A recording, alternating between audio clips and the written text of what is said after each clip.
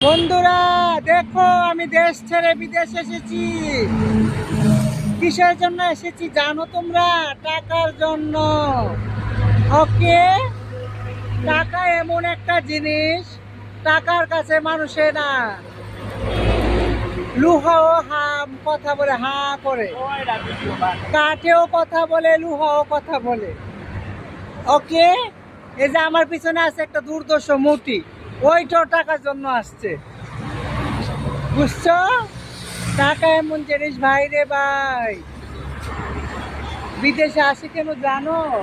শুধু এইটার জন্য, সবকিছু ছেড়ে দিয়ে, বাপ মা ভাই বোন আত্মীয় স্বজন সব ছেড়ে দিয়ে বিদেশে এসেছি।